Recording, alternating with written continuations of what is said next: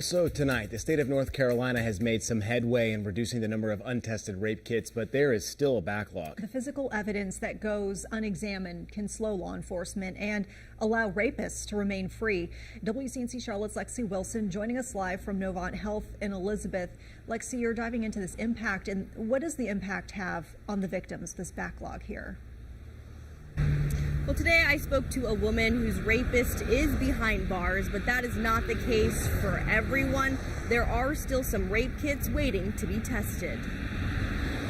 Several years ago, Lauren Ratcliffe was raped in Charlotte. We determined that he had broken into my apartment while I was at work and was waiting for me when I got home. After the incident, a rape kit was administered by a sexual assault nurse examiner or a SANE nurse. Law enforcement does a crime scene, so they might go to the house that it happened and collect evidence there. In our case, the scene is the patient. Today, Ratcliffe's attacker is behind bars and she's rebuilt her life, turning her pain into purpose. If I can help one other survivor to feel less alone, to feel more compelled to be brave and to take their own lives back, then it's all been worth it. But for many people in North Carolina, their story isn't the same. An audit back in 2019 revealed North Carolina had a backlog of about 16,000 rape kits. Since then, more than 8,900 kits have been tested. But the latest data shows in Mecklenburg County, 452 still need DNA testing. For people who were violated and then gave evidence over to the criminal justice system, what we owe them is our best efforts to find whoever it was who hurt them. Attorney General Josh Stein says they're working to pursue the evidence. We've changed the law so that local law enforcement agencies no longer keep these kits, that when there's a reported sexual assault, they forward them to a lab within 45 days. And then we've been working with the legislature to make sure we have enough scientists at the state crime lab to test the kits that we get in. And bring justice to everyone. I do consider myself to be incredibly fortunate that my attacker was caught, that there was DNA evidence that linked him to me. My heart breaks for victims that are waiting. And Attorney General Josh Stein does tell me they are on the path to eliminating the backlog by the end of this year or beginning of next. Reporting live in Elizabeth for WCNC Charlotte, I'm Lexi Wilson. Connect the dots and let us clear up the confusion.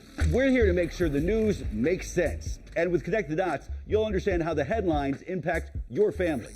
See the difference on WCNC Charlotte.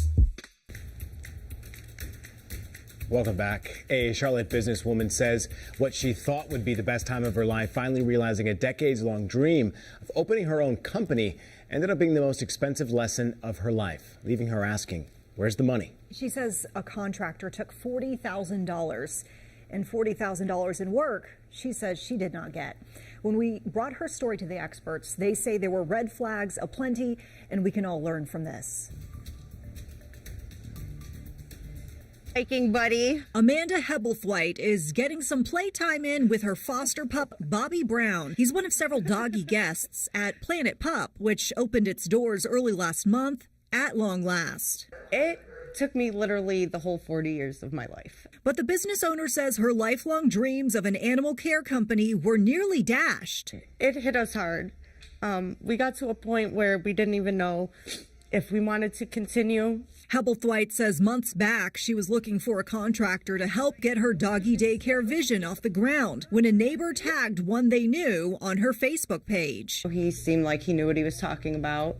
I asked him if he was bonded and insured. He told me yes. I guess the excitement of everything just had me caught up in the moment. She says there was no contract, and the contractor quoted her $40,000, a third of which he wanted up front. Hebblethwaite says he started on the floors, but then the project ran into some red tape, a hurdle she says the contractor promised he would clear. A couple weeks went by and I'm like, hey, have you heard anything?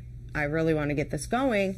And he's like, oh no, it takes a while. With the on-site work on hold, Hebblethwaite says the contractor promised to build her kennels at home and install them once the hold was over.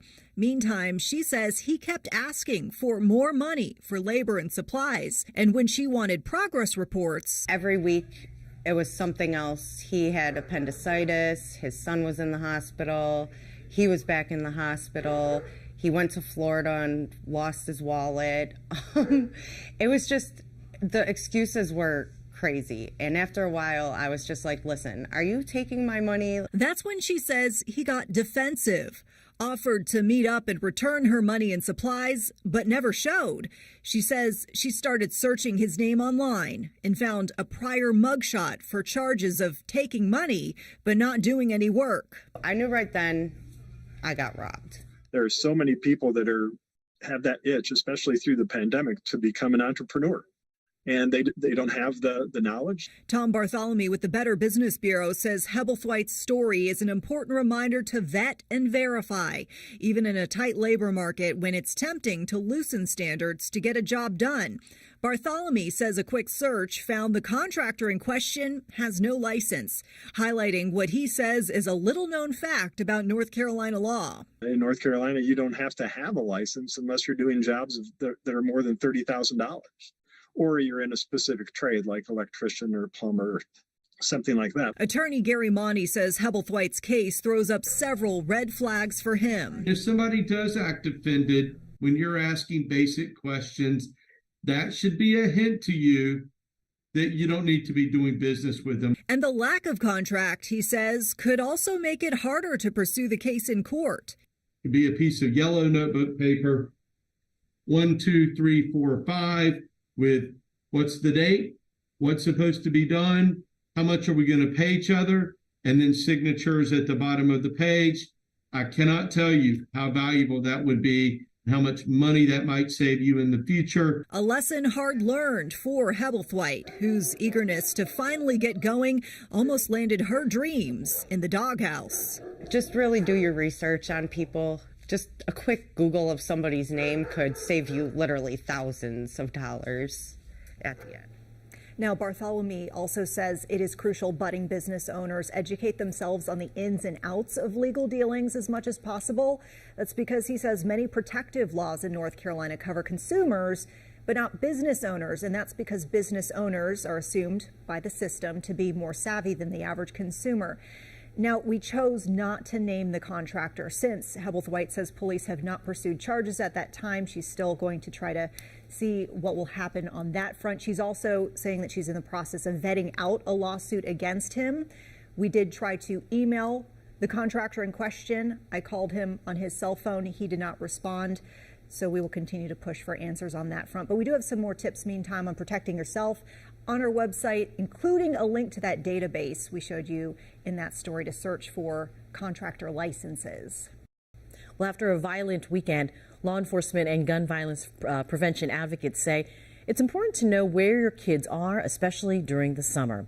A media company in Gastonia is giving young people a creative outlet to put their energy in, and by doing so, seeking solutions to help fill the gap for teens and young adults between their home and the streets. Yes, Nathaniel Jones is first a business owner of Legacy Music in Eastland Mall. The music is always the root of everything, and then the idea of having a space that that included everything ultimately is where the vision came from. The vision is Legacy Builders, the nonprofit arm under Jones's multimedia company with the mission of empowering youth from economically disadvantaged homes to learn and potentially pursue a creative career path. I think a lot of what I grew up with as far as like boys and girls clubs and the rec centers, the YMCAs, and all the activities that we had after school, I don't really see that as much. And with 3 children of his own, he says finding resources for them to express their talents was born organically. Where do they go to learn how to practice it and to exercise that space? So it just seemed like a no-brainer for us to put that, in Gastonia. An audio board, broadcast booth, and cameras are just some of the tools they have access to. If you're 14, 15 years old, 16 years old, there's still so much creativity that's in them, but if you don't have a space to exercise that creativity, you become victim to other opportunities. Jones also making room to unwind with a pool table, table tennis, and a large screen TV. Lastly, not forgetting to address their mental health. We combine the music aspect with also the mental health aspect, so we try to take care of mind, body, and soul through music and just, good discussion. Jones says if other community members and businesses want to get involved, they can. Just by reaching out, you can stop by as well. We have a link to Legacy Builders on our website, WCNC.com. There's also a live event where teens and young adults are welcome to hang out, while their new podcast, Keeping It G, is activated every Friday night from 7 to 9.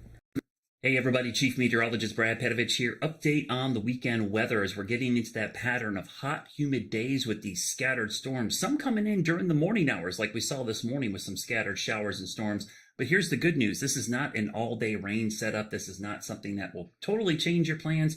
But we're going to see those scattered storms be an issue, I think, just about every day this weekend. You can see the good old-fashioned ring of fire, and that term comes from the high-pressure system which sits over the Mid-South. This is where all the heat and humidity is, and the ring of thunderstorms that form on the edge and then track around the high-pressure system. So these storms, you could see one made it into eastern Tennessee this morning. We saw a few sprinkles move into the Carolinas, but the clouds are thinning quick. This is not going to last long. You're going to see the sun come out here pretty quickly this afternoon and the temperatures go up. But there's another system on its heels, and this is going to be the trend. One right there. This is going to make a very similar track. But as the ridge of high pressure down here begins to shift to the east, so does that track. So that puts us more in line to see these scattered storms. Now, speaking of those scattered storms and that ridge of high pressure, let's take a look at those temperatures right now, because it is really, really toasty underneath that ridge. The reason we talk about the heat dome is you can see it kind of centered over Louisiana right now. Look at all that hot, humid weather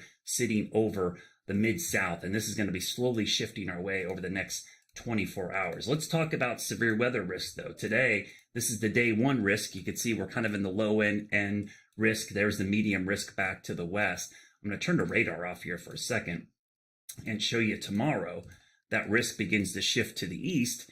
Let me turn off the lightning here real quickly, and this will show you, kind of get rid of all the lightning data here so you can see it. There's the medium risk moving into the Carolinas. And then let's go to day 3, which is Sunday. That risk begins to shift back to the north. So you can see the pattern. We're going to see hot, humid days with the chance for these scattered strong storms. Some of them can develop at night. And I'll show you the futurecast, which hints at this, that we could see some overnight and even morning storms.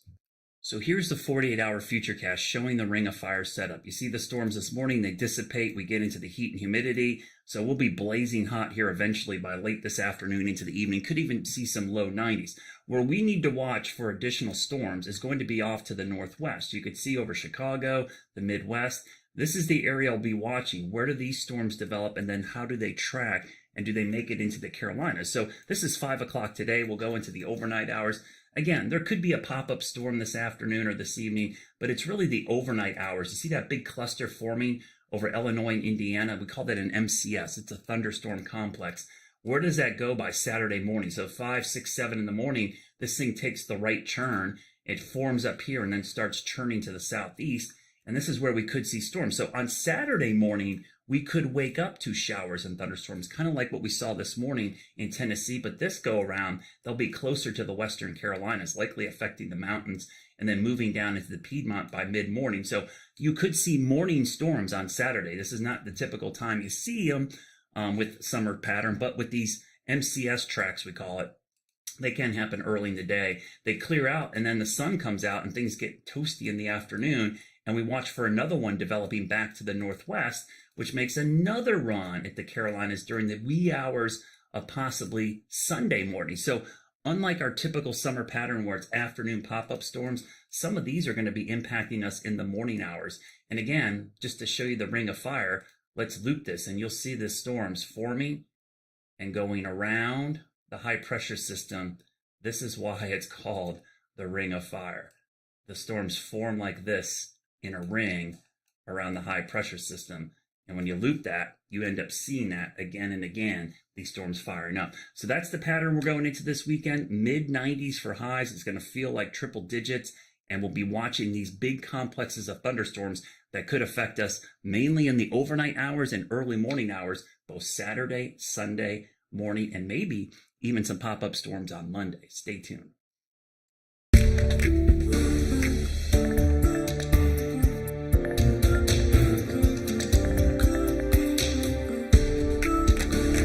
As hurricane season gets underway, forecasters are using critical technology to help keep you and your family safe. In this week's Weather IQ, meteorologist KJ Jacobs explains how satellite data can help track tropical systems out at sea. Thousands of satellites are currently orbiting planet Earth, including some that track major weather events. Meteorologists like myself rely on this tool now more than ever. Weather satellites are like another set of eyes, some 22,000 miles above the Earth's equator. Dan Brown with the National Hurricane Center explains how satellites play a critical role to help identify tropical storms and hurricanes over the Atlantic basin. Before we had satellites, we used to sometimes send aircraft, reconnaissance aircraft out maybe to try to find the tropical waves, try to find storms. That's why they're called hurricane hunters. They literally used to hunt for these storms. But now with satellites, we're able to monitor around the clock each and every day where these waves are located, if that thunderstorm activity is becoming more organized, and if that system might go on to develop. From the Gulf of Mexico to the Caribbean Sea and the main development region in the Atlantic Ocean, satellites are constantly monitoring the potential storm zone. The Western Hemisphere is scanned every 15 minutes, the continental U.S. every 5 minutes, and GO-16, a geostationary satellite, can provide images of severe weather every 30 seconds. We at the Hurricane Center, we use an enhancement to help estimate the intensity of storms. It's a specific enhancement that looks at how cold those cloud tops are around the eye, how warm is that eye, and from that, we can help determine how strong the storm is. Here are three main types of satellite images: visible, infrared, and water vapor. Visible imagery can be seen during the day because it observes reflecting sunlight from the Earth's surface. Infrared images can be seen both day and night because it has sensors to measure heat from the clouds. Water vapor imagery helps indicate where heavy rain is possible based on the amount of moisture in the upper atmosphere. Satellite imagery allows us to constantly monitor the cycle of hurricanes from formation to dissipation. I'm meteorologist KJ Jacobs, WCNC Charlotte. And folks, be sure to subscribe to the WCNC Charlotte Weather IQ YouTube page. Just take out your phone and scan the QR code right there on your screen. It'll take you right to our page where you can like and subscribe for more content. Now, all of us looking for ways to keep more cash in our wallet, right? Popular strategy to do so is, and to save a little money, to shop at dollar stores, but not all buys are created equal. Yeah, WCNC Charlotte's Carolyn Brock is here with the do's and don'ts of dollar store shopping. So we're not left asking, where's the money? Yes, so shopping at the dollar store has always been a thing, but it's become increasingly popular with the economy the way it is. So let's go over dollar store shopping do's and don'ts so you're actually saving money. The first do: you need to have realistic expectations. So expect some items to be more than $1. Inflation has also hit dollar stores. So there's one chain in particular that's raised prices to $1.25, but you'll see some items that are even more. Don't buy electronics or items with a lot of delicate parts. Basically, think of it in terms of, do you need this item to last a very long time? If the answer is yes, you might want to shop for that elsewhere. Do use coupons and apps to earn rewards. Now, all three major dollar stores, they take manufacturers' coupons, but they also have their own in-house coupons. You can combine those and you can save a lot. Don't buy things you don't need just because you think it's a good deal. I've been guilty of that. I know so many are, but it's not really saving you money if you don't need the item to begin with. Do shop the store's private label brand. So yes, you will find name brand things at dollar stores all the time, right? But you'll also find labels that you might not know where they come from. It's usually probably the private label, and those items will be less expensive. Don't shop just one store. So if your strategy really is to save money, you've got to go to stores that are in your area, different stores, because inventory will be different depending on the store you go to. Do go in the morning. So you know the saying, the early bird gets the worm. It is true for dollar store shopping as well. So when you go in the morning, you will have the best selection to pick from. So that's what that's all about. And those are some dollar store do's and don'ts so you can keep more cash in your wallet. Guys? I need to go shopping more dollar stores. I don't normally do that as much as I need to. Yeah, well, Save money. Maybe I have to return that laptop I bought at the dollar store. Just kidding. I need that one to last. It stopped working the day after she bought it, right? You guys, dollar stores do have really, really good items, though. I'm just saying, have realistic expectations. I know, you're reminding us. I think it's good. Carolyn, we appreciate that.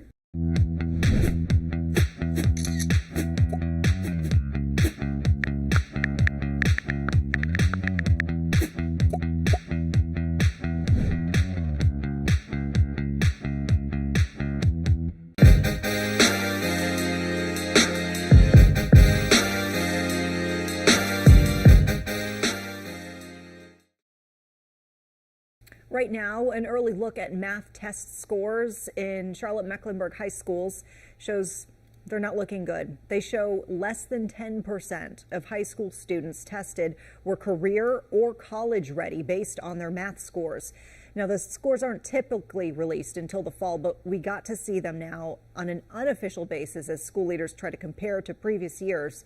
As WCNC Charlotte's Shamarian Borson reports, district leaders worry about how they will improve these scores with the district losing an important funding source. So, of course, it is disappointing. That is a really low number. It's not enough for CMS high schoolers to be competent in high school math. CMS wants students' math skills to rise to a level that makes them college and career ready. I definitely am not interested in lowering the bar. According to preliminary state math scores, only 803 of the roughly 8,500 students tested this year have reached that level. 9.4%, which is really low. And so I guess, can you address what do you think is the root cause? Board members spent more than an hour questioning CMS Superintendent Crystal Hill about why the district isn't moving the needle further. Where are we having gaps from the early elementary grades all the way up to high school math, and making sure that we're strategically addressing those gaps before students get to high school? There was some progress on math scores. A larger number of students who did score level 3, which is proficient. But of course, we do want our students to be college and career ready. We set the bar higher here in our district. There were some high school math students who didn't have a traditional teacher during the year. They had a guest teacher who's not required to have a teaching license, a college degree, or specialty in the subject. If our guest teachers are going to be here in order for them to be effective, especially since they're not a traditional teacher, we need to be providing them with professional development at least to the same level, if not more, than our other traditional teachers. COVID dollars used on resources to help increase scores are also set to expire in a few months. We know that we're going to have to make tough decisions. We just don't know where those tough decisions are right now. The district's hopes of reaching a 2024 goal of at least a quarter of math students being career and college ready in math may be unattainable if the slow progress continues. Shamaria Morrison, WCNC Charlotte. While parents and children are gearing up for summer vacations and camps, educators don't want you to forget about reading a book on your to-do list. It's also a time of the year when a lot of summer slide starts, of course, right? The summer slide is a phenomenon, and some of the knowledge.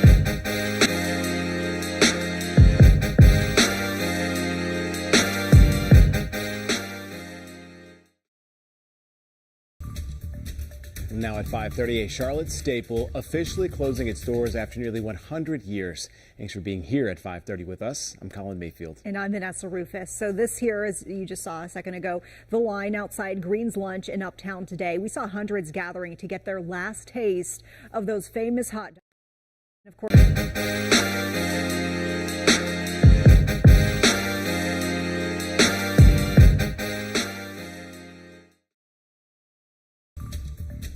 Now at 5:30, a Charlotte staple officially closing its doors after nearly 100 years. Thanks for being here at 5:30 with us. I'm Colin Mayfield. And I'm Vanessa Rufus. So this here, as you just saw a second ago, the line outside Green's Lunch.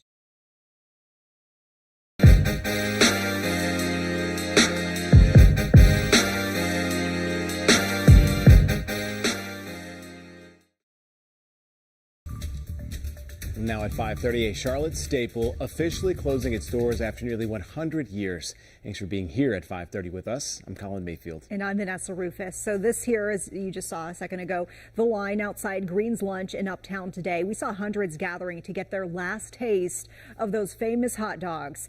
And of course, a lot of folks want to know what's next for the property. Why did it shut down? Good questions here. WCNC Charlotte's Kaylin Hagwood stopped by the Charlotte staple and has more on what's to come. Well, they say pandemic changes like the switch to remote work have made it a challenge to survive here in Uptown. Still, they're not ruling out the possibility of a return.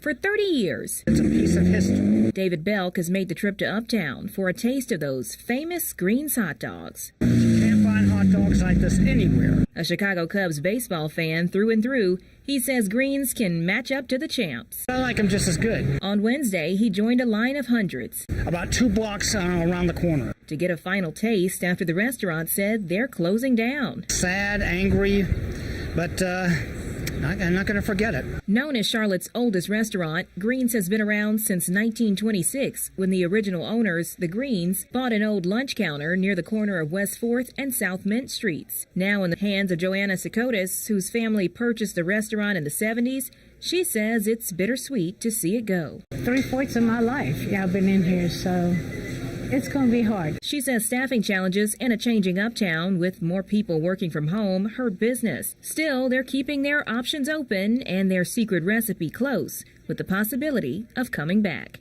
No, we're not giving that chili recipe out. Always a home run. Well, I'll have to go other places. Try little different things for a change. I'm going to miss Greens. A lean green hot dog machine. You can't beat that. For now, the owners say they plan to rent out the building with the lounge expected for the location. Reporting here in Uptown, Kaylin Hagwood, WCNC Charlotte. Alrighty, we're coming up on 5:45 this morning. Imagine having a flight all to yourself. That's a story from one man flying from Oklahoma City into Charlotte over the weekend. Check this out. Did you get that? Yes. Well, Phil Stringer got the special treatment, which is probably the least that could have been done after he tells us his flight was delayed for 18 hours. Still, though, Stringer and the flight crew made the best out of the situation. So instead of being put up in a hotel until a better flight was available, Stringer opted to just stay at the airport. You've been looking at the TikTok he made out of the whole experience. Meanwhile, this video has been seen more than 19 million times. Here's Stringer on what he had to say about the solo flight. But you could tell when they were walking up, they were like, why did this not get canceled? Like, why are we even here? And so immediately we just started picking on each other. Like, they came up and they just started laughing at me and they're like, hey, no snacks, no food for you. You're sitting at the back of the plane, whatever. And I was like, oh yeah, let me see how many times I can hit that call button. And, Guys, I couldn't imagine. I mean, they definitely turned this into a positive experience. I couldn't imagine being in the airport for 18 hours. Oh, I know, no. right? I wonder if he had in mind, though, like, I'm going to make a TikTok video on this and go viral. But how could he even possibly anticipated, like, actually by Right. the time that he got on the airplane, That he was gonna be the only one. The only one, Well, I mean, he sat there and watched like the whole flight area or the seating area clear out because they Sure. delayed this like 7 times. Yeah, I would have been like, going to a hotel. Wow. Right, Bye-bye. Great, great. With your help, WCNC Charlotte is making a difference in our community. Beautiful day. So many people helping. This is incredible. Let's spread that love tonight. Here is a $5,000 check that you guys can use to further the mission. There is nothing on earth like the feeling of giving back with your hands. $5,000 to you and Block Love Charlotte for what you guys do. If you'd like to make a difference, go to WCNC.com/make-a-difference now. Time now to connect the dots. When we make the news make sense. Today, a brand new space combining a bar and a rapidly growing sport is opening in Lower South End and could bring some relief to local parks. Tennis courts are packed, but new social spaces could soon provide relief. Let's connect the dots. Pickleball is the fastest growing sport in America. It's a cross between ping pong, badminton, and tennis. It's especially popular among folks under the age of 30. But it's posed a big problem for tennis courts nationwide, as folks playing pickleball are now using the courts as well. It's gotten so bad that here in Mecklenburg County, they started charging people to reserve courts for tennis and pickleball. It costs $3 to reserve a court for an hour. But now, the new pickleball space Rally could help take young people out of the parks and onto the courts in one of Charlotte's fastest growing neighborhoods. Its goal to merge the sport with drinks and a relaxing space, opening up a lot more Mecklenburg County courts for everybody to enjoy. And that is connecting the dots.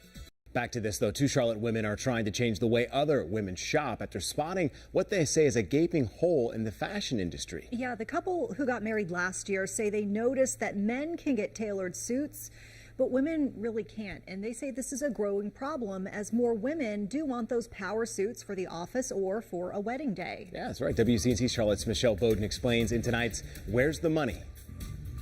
This story really is the perfect example of necessity is the mother of invention. These two women saw a problem, so they built a brand new business trying to fix it. Margaret Hodge couldn't wait to get to the altar to marry Morgan, but she faced one major hurdle. I ended up wanting to wear a white wedding suit. I was never really the dress person and could not find a white women's wedding suit to save my life. Instead, she wore a men's suit that had to be altered 10 times. And so I did have to go to a men's big box store, and get a men's suit that was tailored to a woman's body, which, as it sounds, kind of doesn't work. It truly broke my heart. I talked to her and was like, we can do better than this. Like, this is ridiculous. So the couple created M&M Suit Shop. Some of our pants.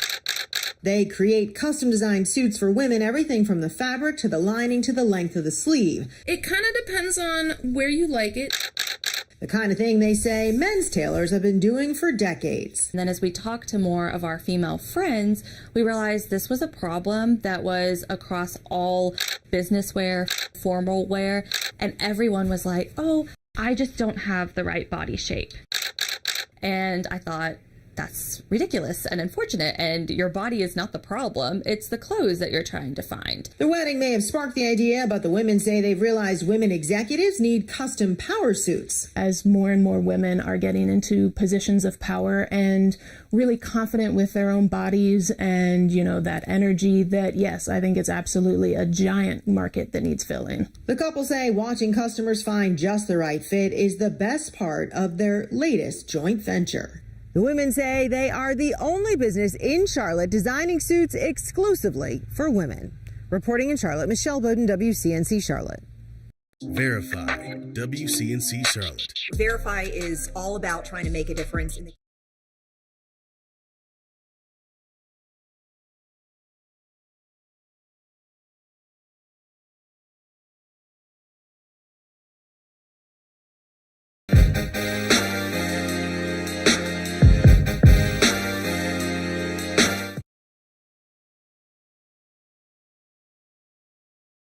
tell you the steps we're going to take and want to talk about what we've been able to achieve so far on student loan over the past few years. First, we made the largest increase in Pell Grants in over a decade, helping students from families who nearly all make less than $60,000 a year. Then we fixed the so-called with the help of the Service Loan Forgiveness Program.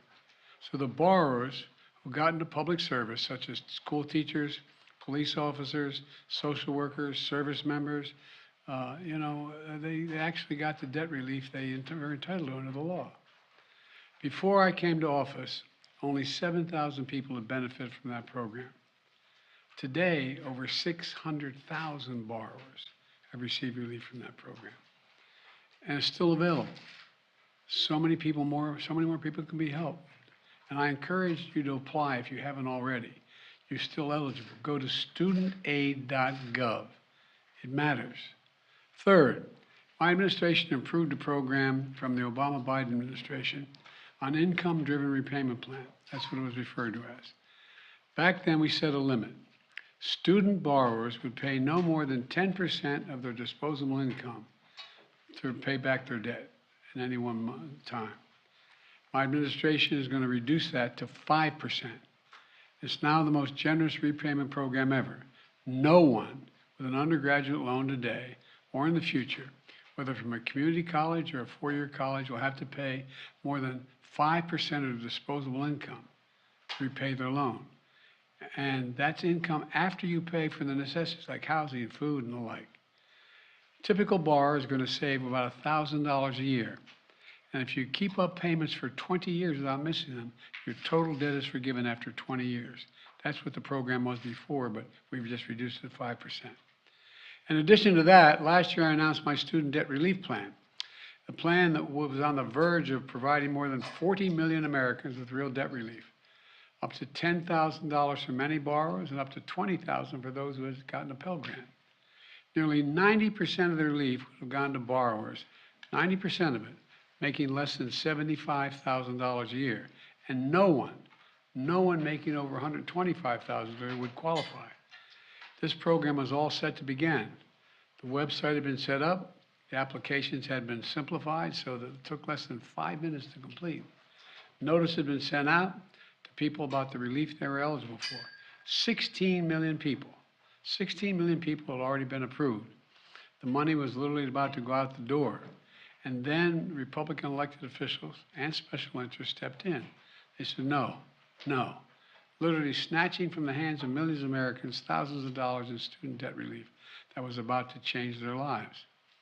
You know, these Republican officials just couldn't bear the thought of providing relief for working class, middle class Americans. Republican state officials sued my administration, attempting to block relief, including millions of their own constituents. Republicans in Congress voted to overturn the plan. I think every one. I don't think I had any Republican votes for this plan. At the same time, think about this. We all supported the Paycheck Protection Program, remember, PPP? You know, which was designed to help business owners who lost money because of the pandemic. It was a worthy program, but let's be clear. Some of the same elected Republicans, members of Congress who strongly opposed giving relief to students, got hundreds of thousands of dollars themselves in relief, members of Congress, because of the businesses they were able to keep open. Several members of Congress got over $1 million.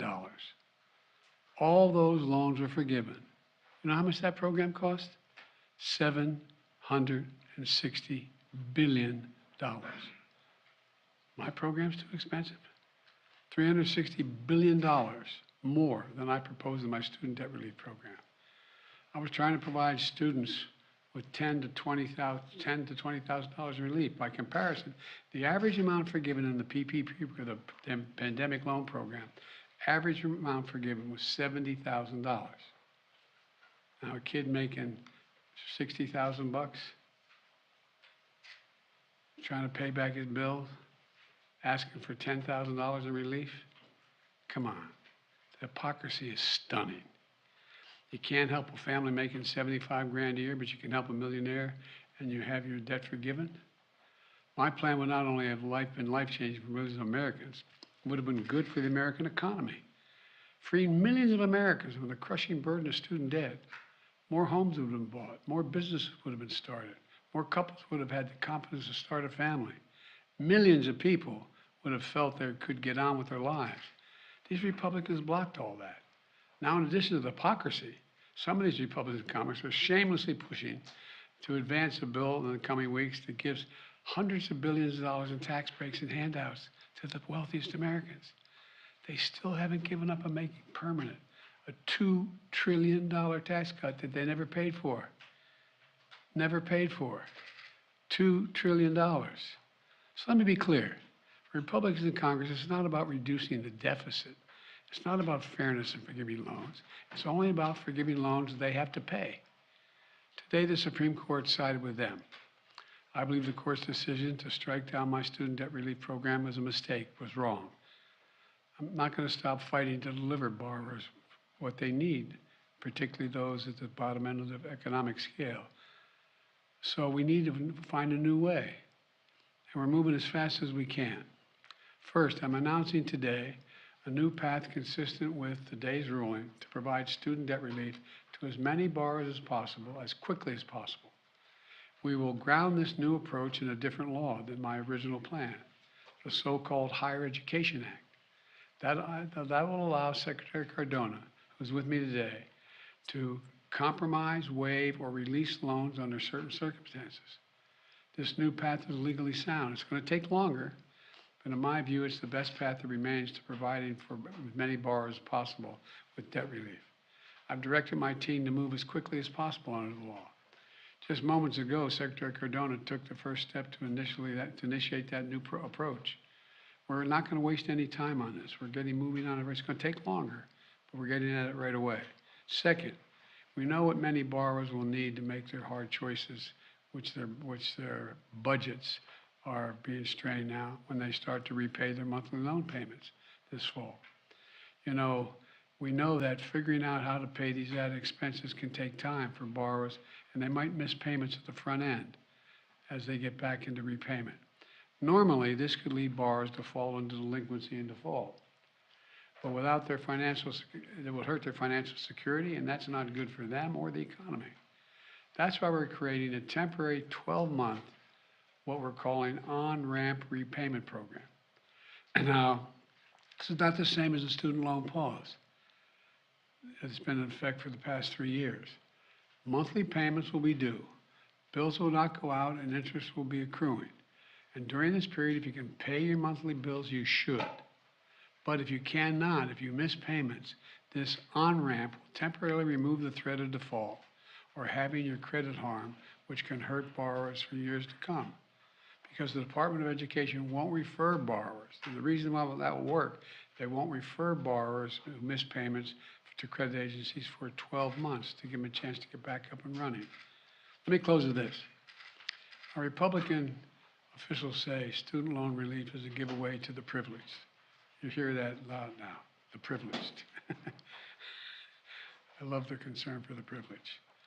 But I know who student loan borrowers are in this country. So do all you.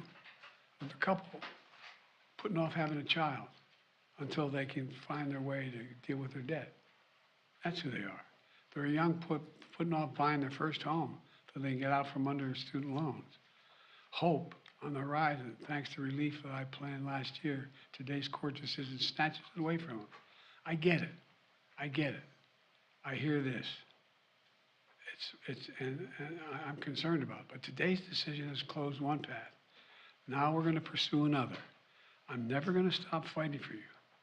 We'll use every tool at our disposal to get you the student debt relief you need and reach your dreams. It's good for the economy. It's good for the country. It's going to be good for you.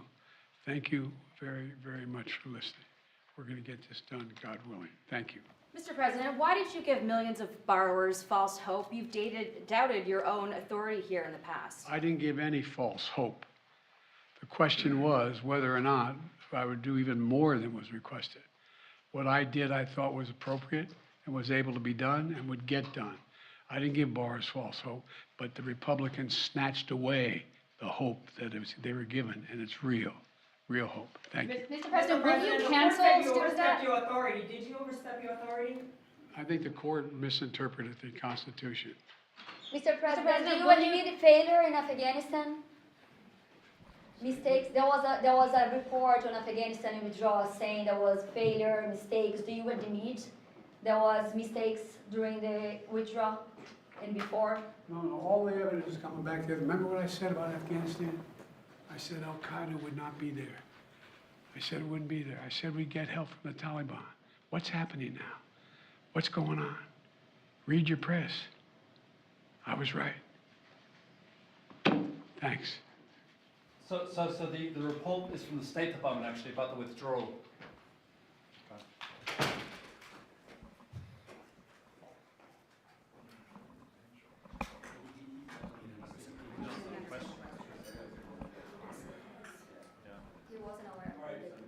No, I don't think he